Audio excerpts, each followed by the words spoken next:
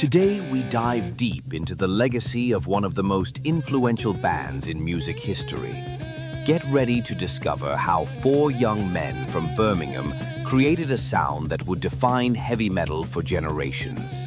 In this video, we explore the full journey of Black Sabbath, from their formation in the late 60s to their final legendary performance in 2025. If you're a fan of heavy music and want to understand how it all began, this is the video for you. Now this is metal! Heavy, ugly!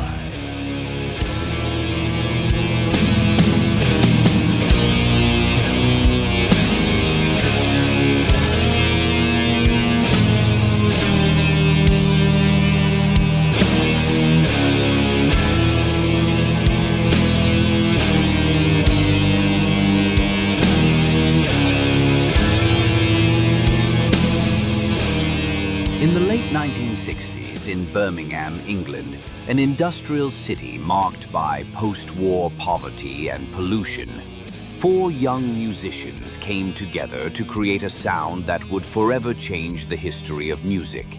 Tony Iommi, Geezer Butler, Bill Ward, and Ozzy Osbourne initially formed a band called Earth, playing blues and psychedelic rock in local pubs. Tony Iommi, the band's guitarist, had suffered an accident in a factory that resulted in the loss of the tips of his middle and ring fingers on his right hand. To continue playing, he created plastic thimbles and began tuning the guitar to lower tones, which accidentally contributed to the heavy and dark sound that would become the band's trademark. Tony Iommi, quote, "I had to completely relearn how to play guitar. It was a very difficult period, but it ended up defining our sound. If it weren't for the accident, perhaps Black Sabbath would never have existed as we know it." In 1969, after discovering that there was already another band called Earth, they decided to change their name to Black Sabbath, inspired by the Italian horror film of the same name, directed by Mario Bava. The change was not just in name, but also in musical direction. Geezer Butler, quote, "We realized that people like to be scared, to watch horror movies. So we thought, why not create horror music? Nobody was doing that at the time." On February 13th, 1970, Black Sabbath released their self-titled debut album, recorded in just one day with a minimal budget. The record opened with the title track Black Sabbath, beginning with the sound of rain, bells, and a guitar riff based on the musical interval known as the tritone, or Diabolus in Musica, the devil in music, historically forbidden by the church in the Middle Ages. The album, released on Friday the 13th, featured lyrics about occultism, horror, and dark social issues, combined with a heavy, distorted sound that radically contrasted with the peace and love climate of the late 60s. Quote from a music critic of the time, "What this band is doing is the antithesis of the hippie movement. It's music for the end of times, not for the age of Aquarius."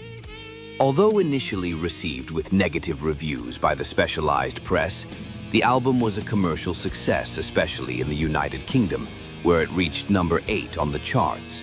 The heavy sound, slow riffs, and dark atmosphere established the foundations of what would come to be known as heavy metal. Just 7 months after the release of their debut album, Black Sabbath returned to the studio to record their second album. Paranoid, released in September 1970, was conceived and recorded in record time, but would become the band's most emblematic album. The title track, Paranoid, was written in just 25 minutes as a filler song to complete the album. Ironically, it became the band's biggest hit and one of the most recognizable songs in heavy metal. Bill Ward, quote, "Tony came up with the riff, I came in with the drums, and in less than half an hour we had the song ready. We had no idea that it would become so big. It was literally a song we made to fill space on the album." Besides Paranoid, the album contained classics like Iron Man, War Pigs, and Planet Caravan. War Pigs, originally titled Walpurgis, was a strong criticism of the Vietnam War and the politicians who sent young people to die in conflicts.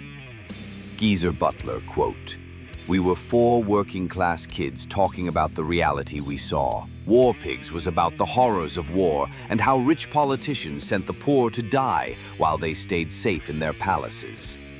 Paranoid reached #1 on the British charts and established Black Sabbath as one of the most important bands of the new decade. Despite the success, the band continued to be attacked by critics and accused of promoting Satanism, something they always vehemently denied. Between 1971 and 1975, Black Sabbath lived its golden era, releasing 4 albums that, along with the first 2, form what many consider the band's classic discography: Master of Reality, 1971, Volume 4, 1972, Sabbath, Bloody Sabbath, 1973, and Sabotage, 1975.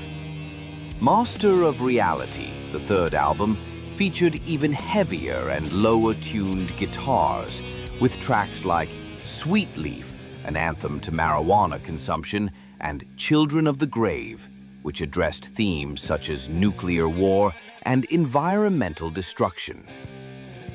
Tony Iommi, quote, "In Master of Reality, we tuned even lower.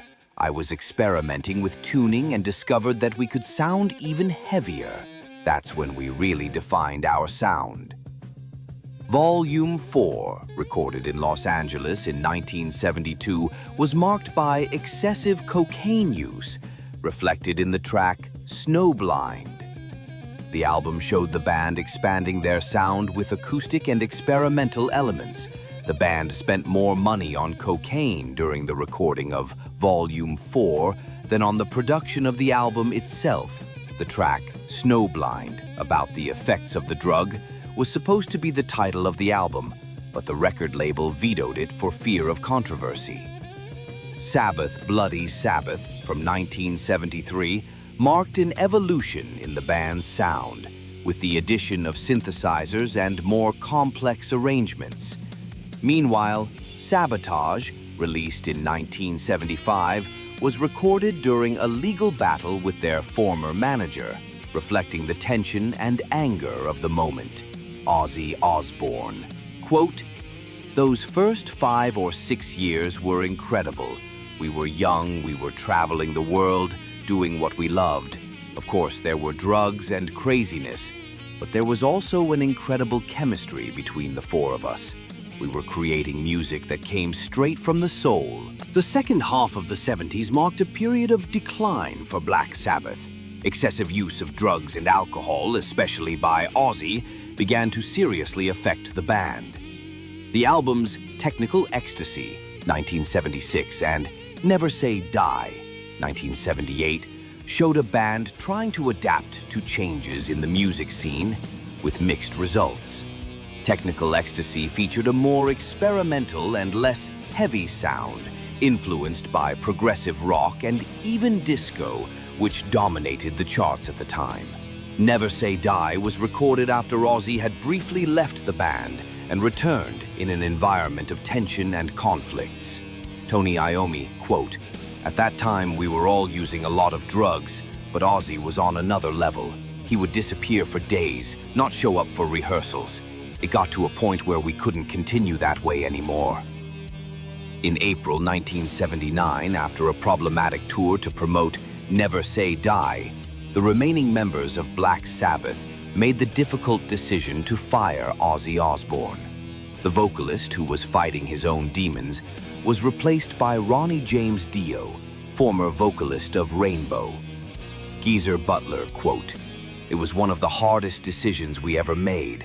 Ozzy was our childhood friend, but the band was disintegrating. Either we made a change or Black Sabbath would end right there." Ozzy's departure marked the end of an era for Black Sabbath, but it also paved the way for a new chapter in the band's history with the arrival of Ronnie James Dio. Black Sabbath gained not just a new vocalist, but also a new musical direction. Dio, with his powerful operatic voice and fantastical lyrics, brought renewed energy to the band.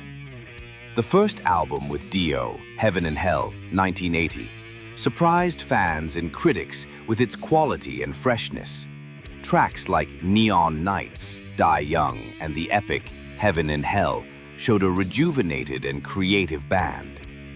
Ronnie James Dio quote, "I didn't want to imitate Ozzy or try to be something I wasn't. I brought my own style to Black Sabbath. And Tony, Geezer, and Bill were incredibly receptive to my ideas. It was a true collaboration." Trivia. It was Ronnie James Dio who popularized the horns gesture, mano cornuta, in heavy metal, a symbol that his Italian grandmother used to ward off the evil eye. The success continued with Mob Rules 1981, which maintained the high level of its predecessor, with highlights such as Turn Up the Night and The Sign of the Southern Cross. During this period, Bill Ward left the band due to personal problems and was replaced by Vinny Appice.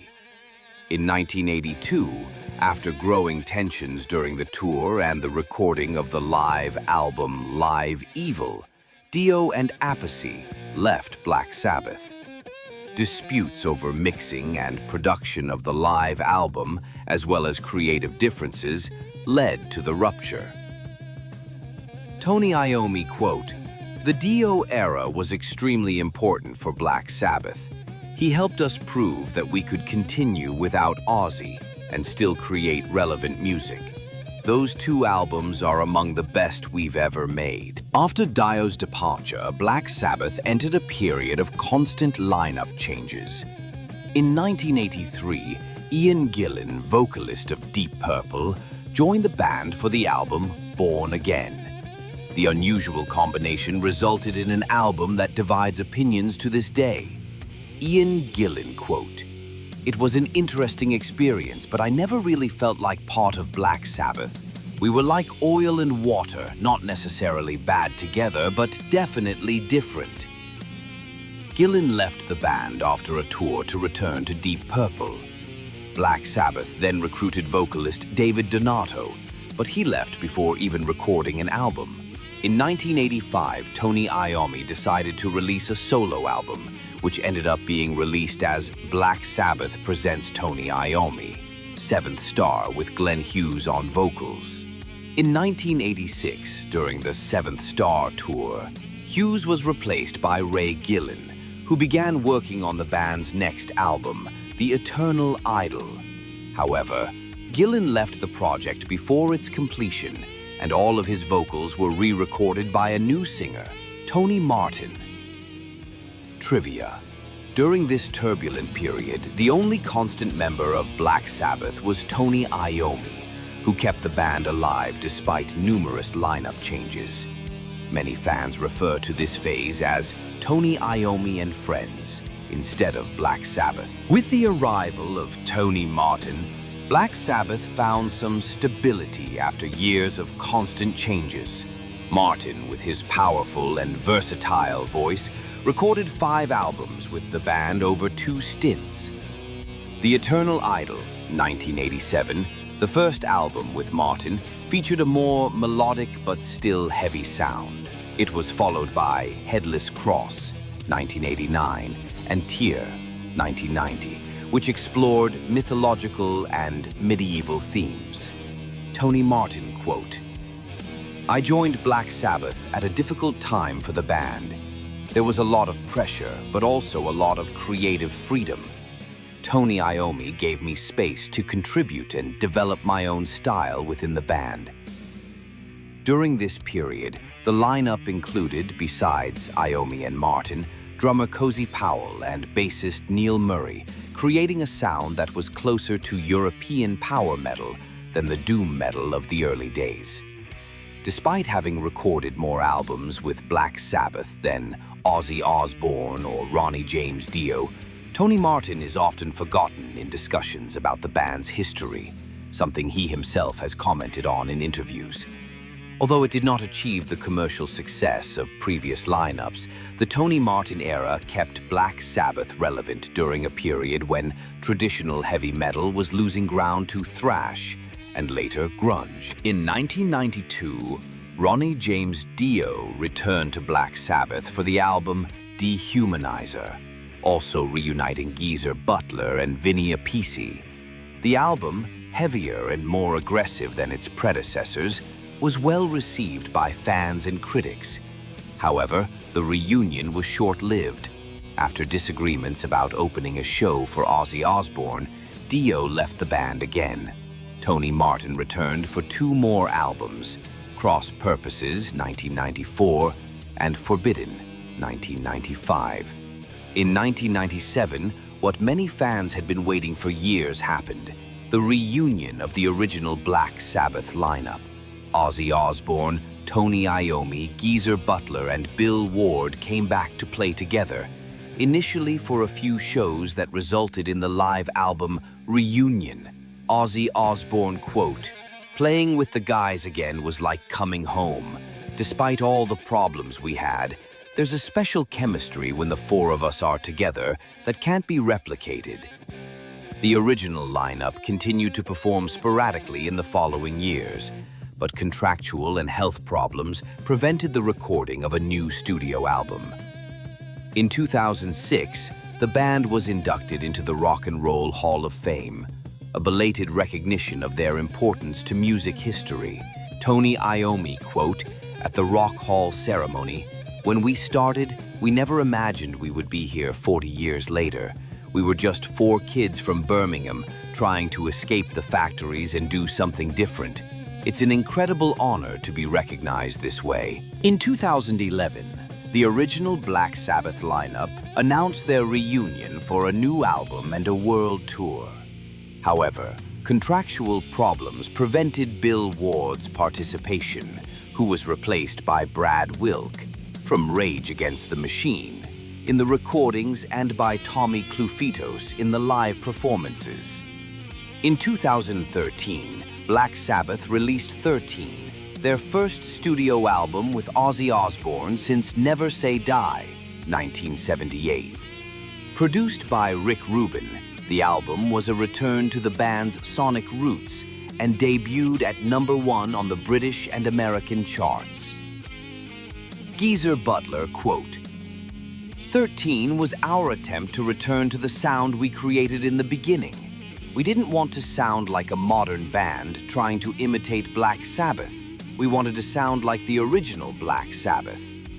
During the recording of 13, Tony Iommi was diagnosed with lymphoma, but continued working on the album while undergoing treatment. The End Tour, announced as the band's definitive farewell, began in 2016 and culminated with a final show in Birmingham, their hometown, in February 2017. Tony Iommi quote about the final show, "Ending in Birmingham was the right thing to do. It's where it all began, and it's appropriate that it's where it all ends. It's been almost 50 incredible years." In 2025, to the surprise and joy of fans, the complete original Black Sabbath lineup, Ozzy Osbourne, Tony Iommi, Geezer Butler, and Bill Ward, announced one last show in Birmingham, marking the true end of the band's story. Ozzy Osbourne quote, "I don't want to die in a hotel room somewhere. I want to do this last show with my brothers from Birmingham, in the place where it all began. It's the perfect way to close the Black Sabbath story." From a blues band from Birmingham to architects of heavy metal, Black Sabbath transcended genres and generations to become one of the most influential bands in music history. Their heavy sound and dark lyrics not only created a new musical genre, but also gave voice to a generation living under the shadow of the Cold War, industrial poverty, and disillusionment with the ideals of the 60s. Through multiple lineups and decades, Black Sabbath remained relevant, influencing thrash metal bands in the 80s, grunge in the 90s and continuing to inspire new musicians in the 21st century. Final Tony Iommi quote, "Black Sabbath's legacy is the music. We created something that didn't exist before, and that continues to resonate with people decades later. No matter how many bands come after, there will always be only one Black Sabbath. The sound that was born from the industrial darkness of Birmingham illuminated the path for generations of musicians and fans, proving that from the darkest circuit." And that was the story of Black Sabbath, the true architects of heavy metal. If you enjoyed this video, be sure to hit the like button, subscribe to the channel, and turn on notifications so you don't miss more deep dives into rock and metal legends. Thanks for watching until the end. See you next time.